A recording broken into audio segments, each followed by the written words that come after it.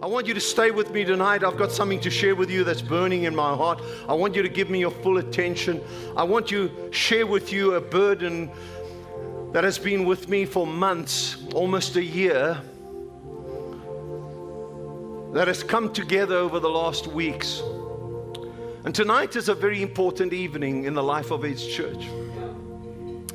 I get to share with you what I believe is the beginning of a new era in the life of Edge Church.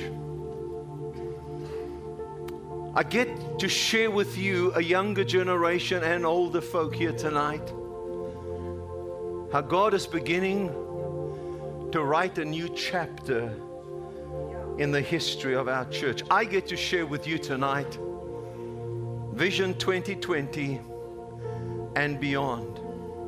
I'm also going to share with you some outrageously crazy, God-filled, faith-filled goals that we've set, that is far beyond us, and that God can do.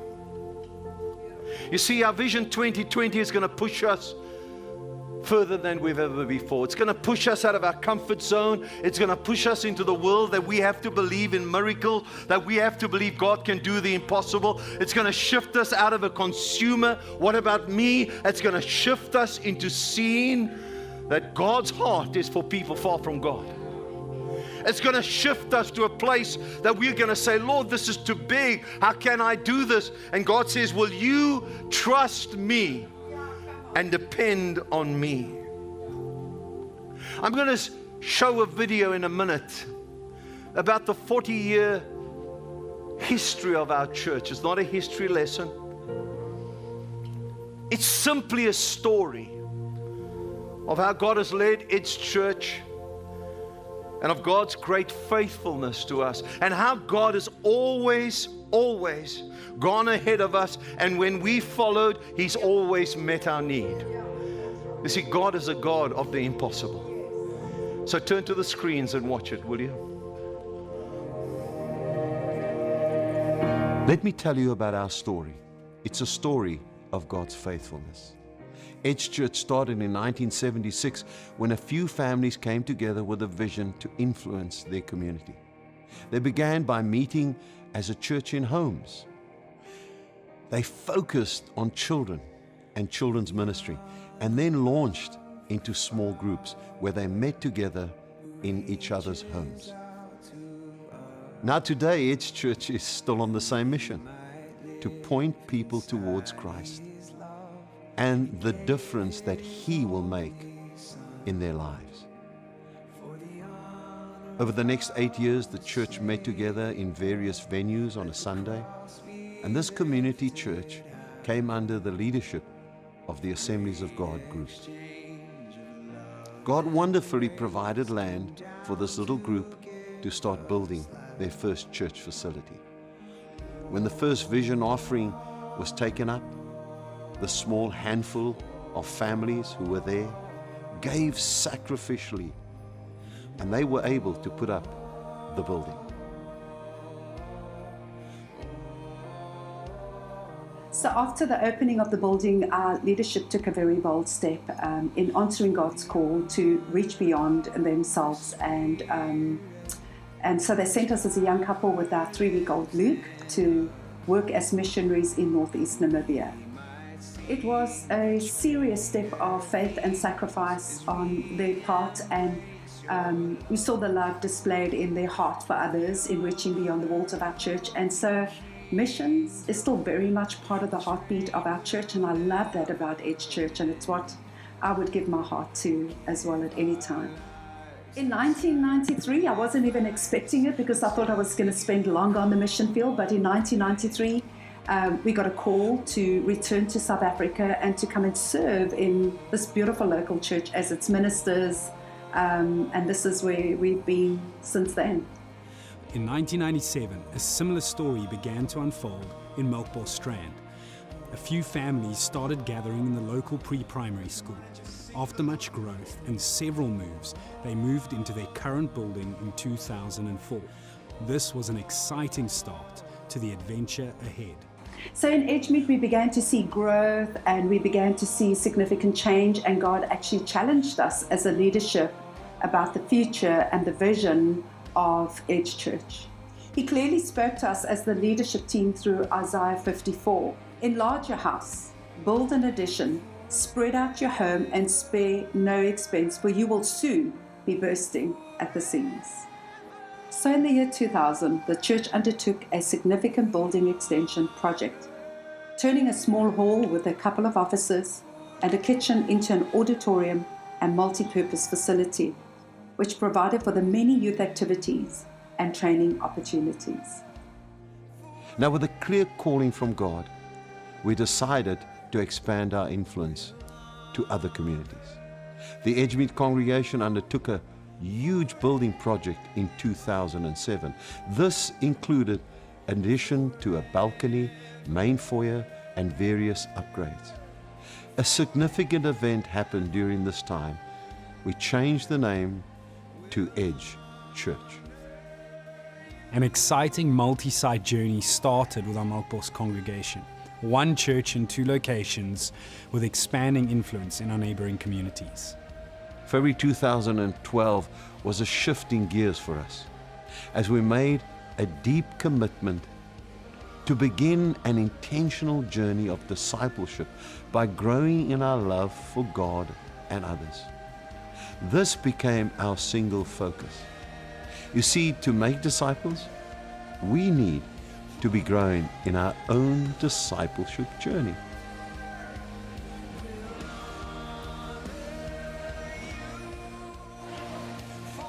That's part of our story, but here we are now. This is where God has led us to this point, and along the way my hair turned from black to gray, if you noticed. My children were little ones and they're now adults, and now I have an extension of my family into my grandchildren. So the 40-year history of this church, 32 years of that, my wife, my family, and now my granddaughter have been interwoven into its history. We've lived our life in this community church and loved every bit of it. But in December 2014, something happened very significantly. I hit a milestone in my life. I turned 60. But it was also a year that I faced some serious issues, health issues. I faced cancer treatment. It was during that time that I did a lot of reflecting and a lot of wondering, God, what's the next step for my life? And it was one morning while I was reading out of the book of Joshua about the life of a man called Caleb. I read about his life and I felt God started speaking to me. Caleb was 85 years old, and yet he was still passionate about expanding and advancing, and he didn't want to settle. He still wanted to take and occupy the hill country. He wanted his mountain. And I heard the whisper of God in my heart. He said, Pedro, its church has become pretty comfortable. Be careful that you don't settle down. God continued to speak to me, began to say to me that He's not finished with me yet. Neither is He finished with Edge Church, that He has a great future for us, that He wants to take us further and beyond we've ever been before. He wanted us to take new mountains, and that He wanted us to believe Him for the impossible. So I prayed this prayer one morning, a bold, daring, courageous, beyond myself prayer. I remember bowing at my desk early that morning and saying, Dear God, give me my mountain. I carried that prayer deep in my heart. Didn't share with too many. I wrote it in my journal. I often pondered and prayed about it. And mid-2015, almost 6 months later, God again spoke to me very clearly. He spoke to me out of the book of Numbers, where God tells Moses to call the people together, tell them they're to break camp because they've stayed at this mountain long enough. And it was time to move. And that's when Vision 2020 began to be birthed into my heart. God was saying, Edge Church, I'm calling you to move out of your comfortable, safe, secure church and to take some impossible, huge, faithful steps beyond your abilities. Take new ground, advance. God is wanting us to step into a new era that is beyond ourselves. You see, we can't stay here any longer in our comfortable church, and I'm not talking about a building. I'm talking about a heart shift, about a safe church, about a secure church where we just maintain what we have, where we keep doing what we're doing now.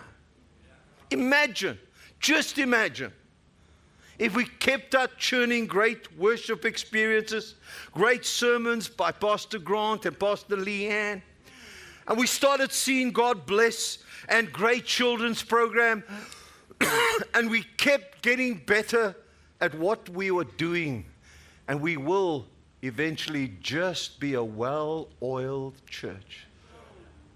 Safe, secure, maintaining what we have. We'd stop dreaming, stop daring, stop believing. All we do is contain what we've got and make sure we were comfortable. You see, the reality is you don't need faith to be comfortable. In fact, God operates in the uncomfortable. When He calls you to stretch, you don't grow when you play safe. You don't grow when you never have to trust God for the impossible. You don't grow when you never expectant and dependent on God. You never see God move in the supernatural beyond your capabilities when you play safe. Sadly, you know what will happen if we stay here? Our legacy. The legacy to you, this generation and the generations to come, my children, my grandchildren, will be that they will never see God move in the impossible. They may learn to know about God, but may not experience God at work in the beyond. Church, our reality is something like this. 22 years ago, there was a monumental change in this country of ours. A new dawn, a new era came to us. And we will never go back.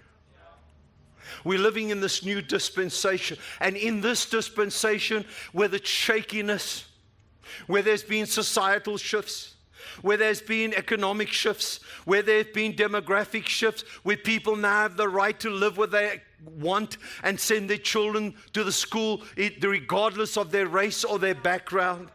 That's the country we now live in. There's been shifts in the job market. The family unit as we know it has been reshaped and redefined. Schools are no longer the safe place. And into this new era, God calls His church to be hope carriers. He says to the followers of Jesus, do not withdraw, do not contain, but believe for a country that's in trouble. Come on, you got to help me preach out here. I think I'm doing okay this evening. Our church needs to know that the world has dramatically changed. And if we don't change and we just stay safe and secure, we'll become irrelevant to this world we live in. We will be known as a church that once had the anointing of God. And whenever Israel stopped moving, God lifted His hand from them. We'll become a church that will be in danger of being extinct, of dying out. The reality is we can't stay where we are. There are 4 million people in Cape Town. Can you believe it? You don't imagine 4 million people in this city of Cape Town. Because we don't see them, we don't think they're there.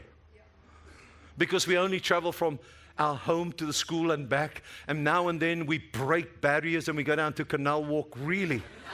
And then we really stretch ourselves, take our passports out, and we go to the southern suburbs.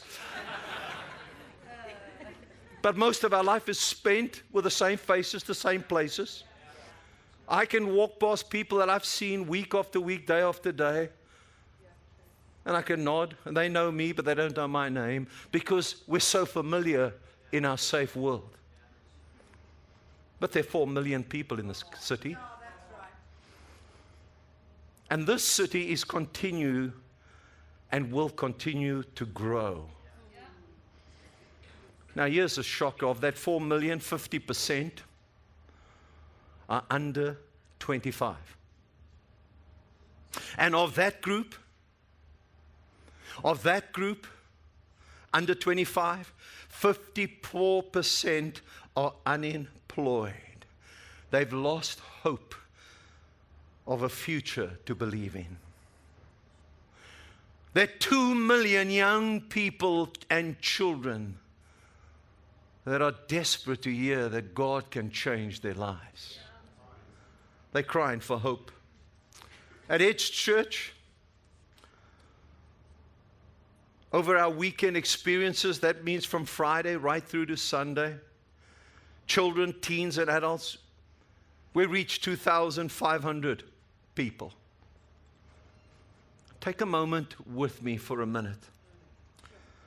Those who are bright in mathematics, 2,500 is just a drop in the ocean of 4 million. Just a drop. And if 2 million of the 4 million are teens, children under the age of 25, 2,500 is just a drop in the ocean. And God is shaking us and shifting us. He's ripped my heart apart. In my latter years, I've dreamt that I would see the fields that are white unto harvest, and that we would move out of our comfort and we would see the needs of others. Our country is shaking, is crumbling. We're in a crisis. We're in anarchy. What nation burns down 23 schools in one province and burns down the future of the next generation? We cannot stay here. We cannot say it's okay, we are safe, they're not burning our schools. We must see the need. We must take this message of hope to our nation now. In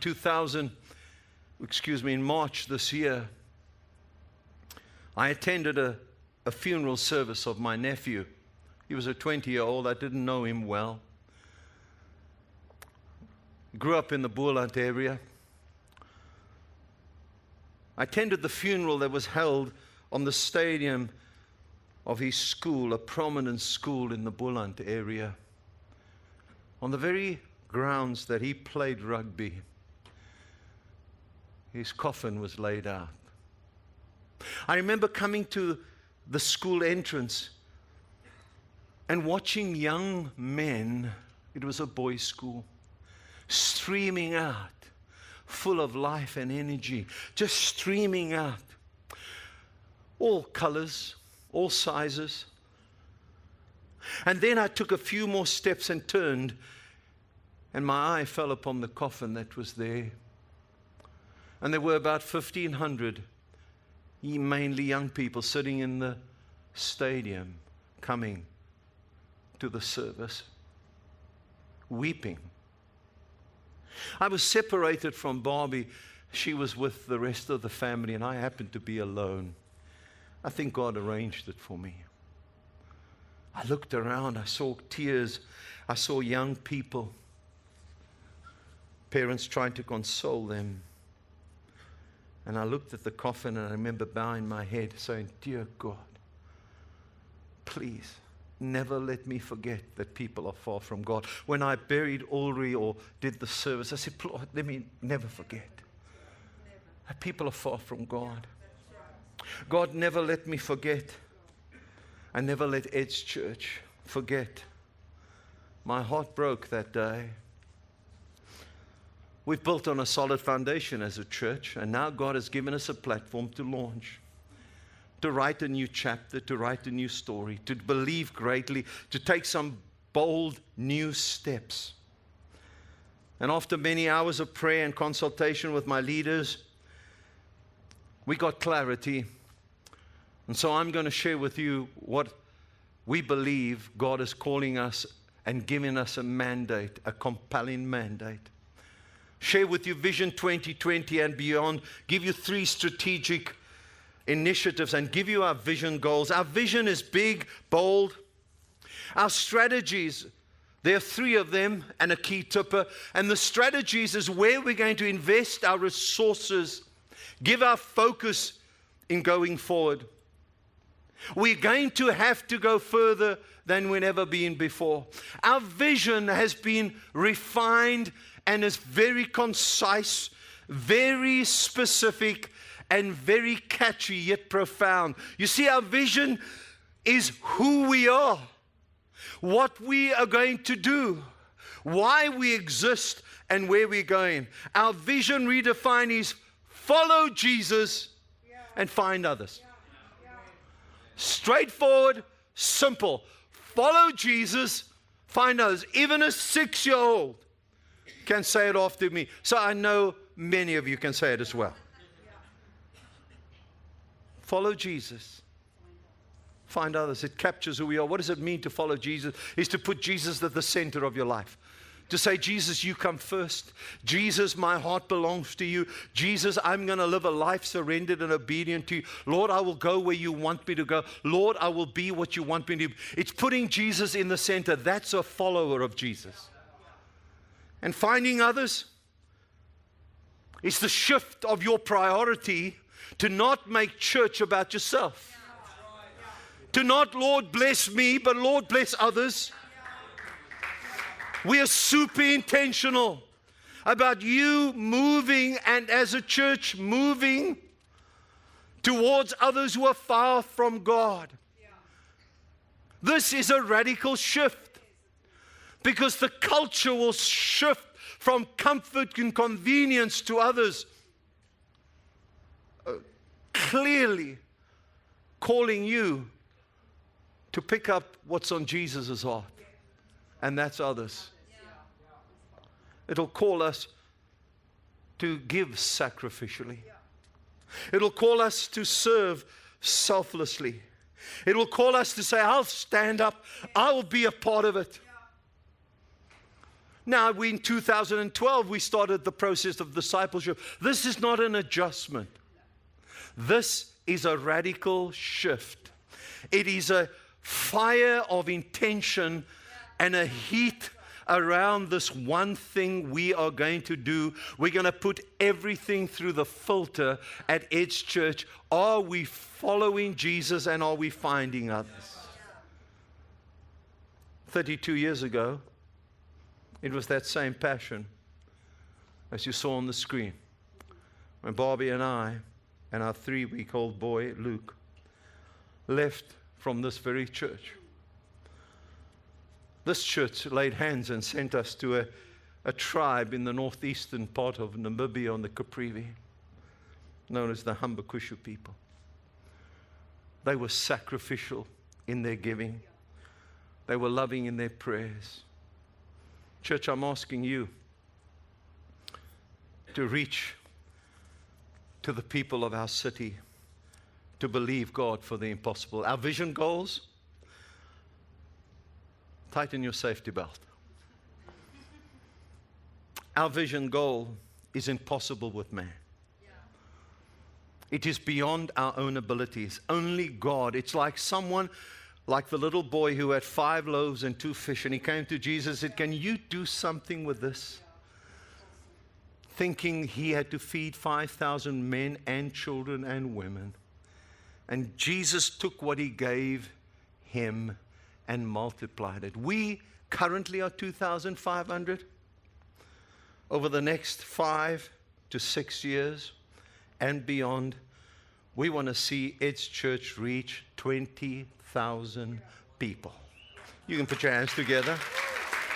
I want to tell you, you better clap, because that's a vision beyond our strength, our resources. You look around and say, us, 20,000 people with this, and God says, I can do the miracle if you make yourself available.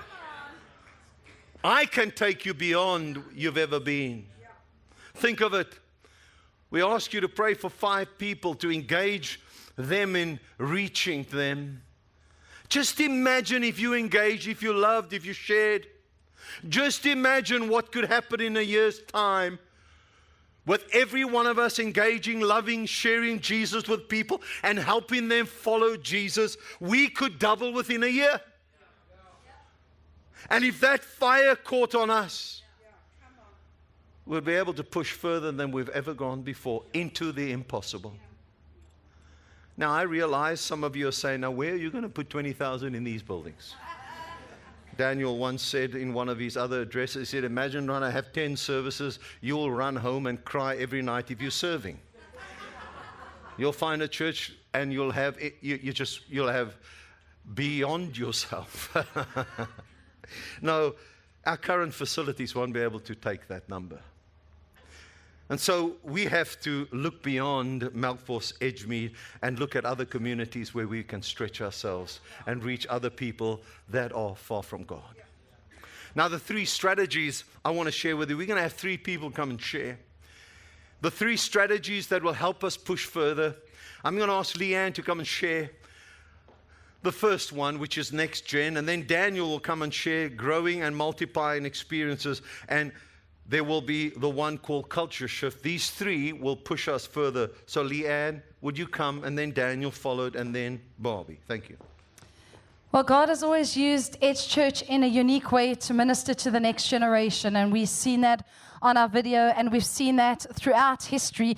In fact, right now, we reach about 1,200 next gen over a weekend. That's Fridays and Sundays.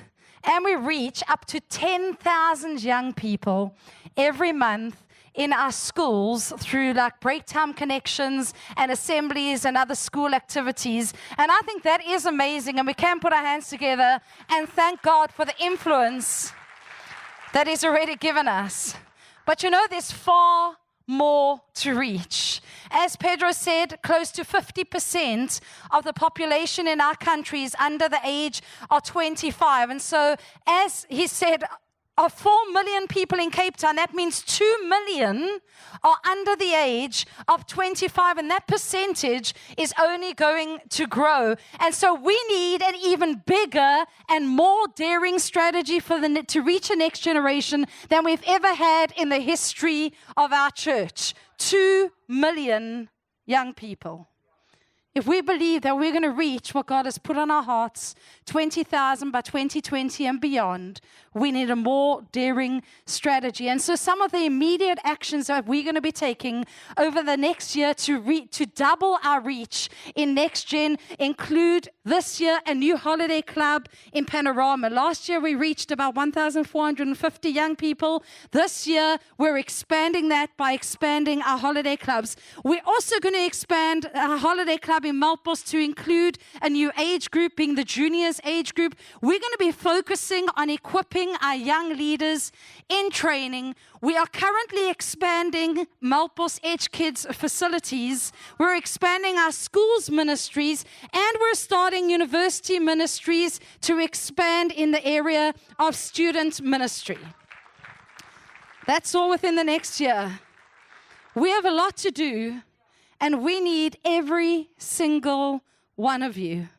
In fact, There are many that we need that aren't here yet. They're sitting in our schools. They're sitting in our universities. They're your friends that you still need to reach. They're the ones that we need to go out of our way to go and find them and help them to follow Jesus so that they can also get on board and help us to reach the 20,000 vision that God has given us. So church, I want to say to you tonight, let's go find them and let's write the next chapter for Edge Church. So we believe another strategy that's going to reach our vision for 2020 is opportunities of worship experiences. You might be saying to me, well, what's a worship experience? Currently, you are sitting in a worship experience. That is a Sunday service.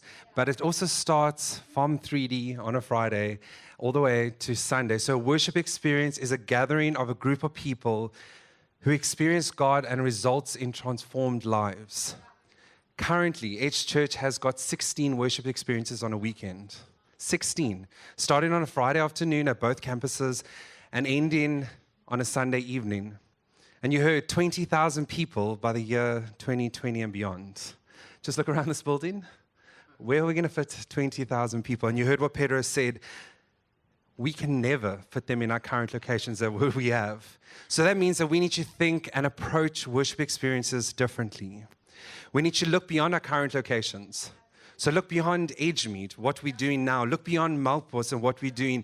And we need to look beyond our current age groups, even our current buildings. We need to look beyond that if we want to reach 20,000 people. And in order for us to reach that vision, we cannot be limited to the constraints of what we currently have.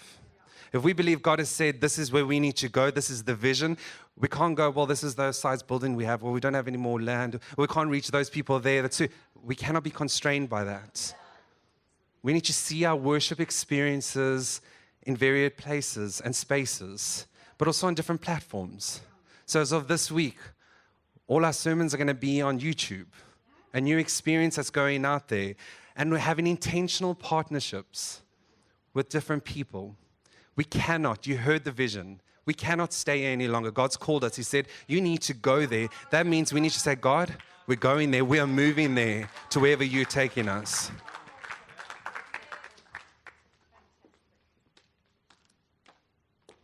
Vision 2020 and beyond. You see, the third strategy that will enable us and help us to live and fulfill Vision 2020 and beyond is that there has to be a radical shift in our culture to one that is going to be focused on others.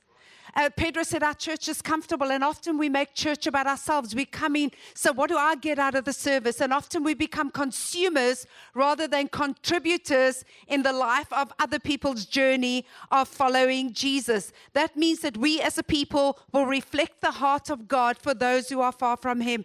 This is going to require a major paradigm shift. A major, somebody said paradigm. Sounds like that's the way you should say it. A major paradigm shift. Some of you got it.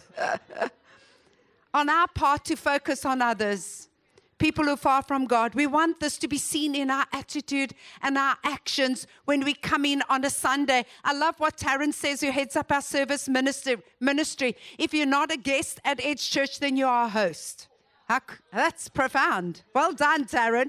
We are going to be intentional about equipping our people to be others-focused, to serve others, to share Christ with others, and to do so in a sacrificial way with our time. And say, God, I will serve and do whatever you call me to do with the talents, the way God has wired us, with the gifts that He's put inside of us. Say, God, here it is. I'm going to serve Him with the treasures.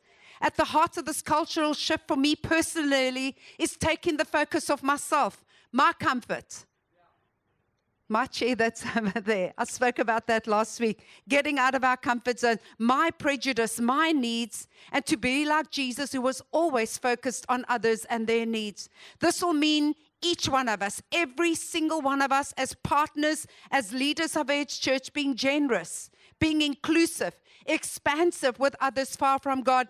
This is God's heart. And we get to write the next chapter as pens in the hand of God, the next chapter of Edge Church. It is going to require a major cultural paradigm shift on our part. Wow. Three key strategic initiatives. That's where our resources, that's where our focus, that's where our energy will go. We're clear about that. When you look at what God has called us to do, we have done some reading and research, and most of the future growth of Cape Town, they tell us, is going to be up the west coast, beyond Melkbos. And so strategically, God has placed a church, a congregation in Melkbos. And so to strengthen that congregation, Leanne has been allocated to the leadership team there. The leadership team of Grant Stevenson, Pastor Grant, Leanne, and Sarah Cosatina make up a leadership group. She's going to focus her attention on that congregation. But her preaching gift will be shared with both congregations. So she's not leaving us. She's still part of us. What a paradigm shift. Okay.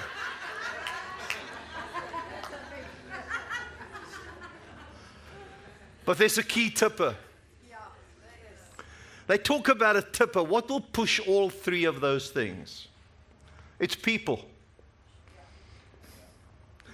You see, we have this notion, if we pray and do nothing, God will answer. Please look at my face.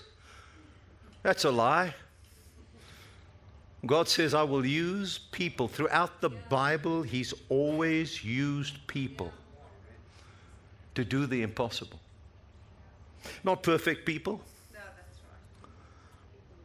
Like a 16-year-old who was crazy and messed up when I came to Jesus a long time ago.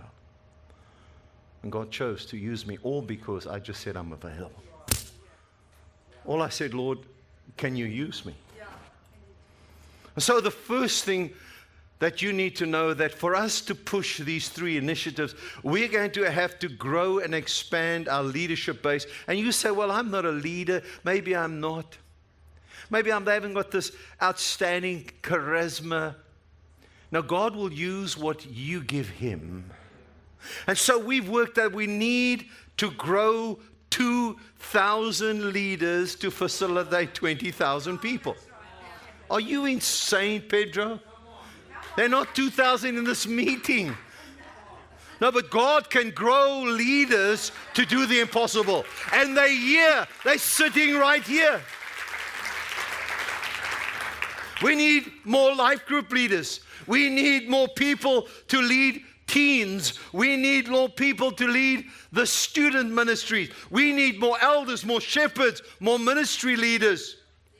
And I've made my commitment in these last years of my life that I will grow and develop a new leadership team. I will grow and develop new leadership structures. And I will grow a leadership team that reflects the greater diversity of age, gender, and color. We believe God wants us to shift. And I'm fully aware of the challenges that we're going to face. That we have started our marathon. We have started a long journey that will be moved forward with commitment, faith, and obedience. Roseanne is going to share with us some next steps, immediate steps. There are many other steps, but immediate steps that you can take. Thank you, Roseanne. Before God, each one of us needs to ask ourselves what He's asking us to shift. We need to shift something in our world to focus on others. We're asking each one of you to commit to prayer. In the pouch in front of you, I want you to take out a card that we've left for you. Take this with you. This card gives you the essence of our vision and the strategy so that you've got it on hand as a prayer reminder. Then at 6 a.m. on the 15th of June, And we can do it. Guys, before going to school, to varsity, to work, come join us and pray on that Wednesday. Both of our congregations are going to spend time committing this vision to God. Then wherever you are at 2020, that's 20 past 8 in the evening, set aside everything and for a few minutes, take time to pray. Pray for Pedro and the preaching team who are going to be sharing this vision at both congregations. And we want you to prioritize to be here next week as we unpack exactly what following Jesus and finding others is about. Over the next months, the preaching is going to light a fire in what God has been saying to us. Life groups are going to be provided with sermon notes on where we are headed, on the presentation today, the vision that's going forward, and the sermons that follow. Then not only do we need to shift, not only do we need to pray, but we also need to act. So we have 4 teams. We have 3 strategic focus areas and 1 leadership tipper team that is looking specifically at the actions and deliverables for each of those. These teams will be engaging with ministries, talking through the difficult questions, wrestling with next steps, imagining what this is going to take and what this is going to look like. If we think of 20,000 in 2020, in 1 year's time, we need to be double where we are now. So what does double look like? That's our immediate future. What does double look like? What needs to change? What do we need to do differently? What will it require of us? Nothing happens overnight. It's a process. What it's going to take, what it's going to mean for us in our individual capacities and together is going to take time. But as we start to act and as we implement, that is going to just intensify and multiply as we go forward. But where does it start? It starts with us. It starts with God working in our hearts and in our minds and shifting us onto His agenda to people who are far from Him. Our country is crumbling. There's a verse of scripture that God gave me regarding this vision. The descendants of those who obey Him will inherit the land. We stand at a crossroads. This group of people stands on a crossroads. What we do next will determine the future of our descendants. He said it's the descendants of those who obey will inherit the land. There was a man called Nehemiah. He was living in exile, but in his heart he was a Jewish man. His love for his city called Jerusalem was in his heart. Some friends come by and he asked them, "How is it going in Jerusalem?" These were the words that they said to him: "We are in great trouble." I'm prophesying our country is tottering on a collapse if the church doesn't rise up. I'm not preaching scary tactics. I'm not preaching politics. I'm saying we have shifted our focus away from God. And in the darkest moments of our nation, God says, I ask the church to step into the dark vacuum and be the light and be the hope to a lost generation. You say, what must I do, Pedro? Well, you start by saying, Lord, I don't know what it means. I'm not sure what the next step for me is. We as a church are unpacking the steps. We are unpacking it with teams. But Lord, I know you are calling me to obey and to commit. Now, you know, it's one thing I can't do for you is make you obedient. You know, I cannot devote you to something.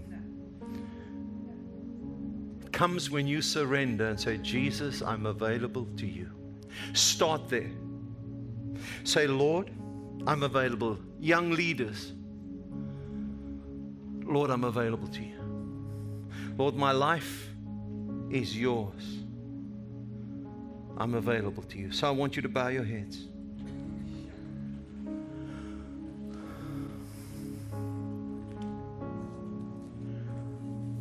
I want to ask you, Lord,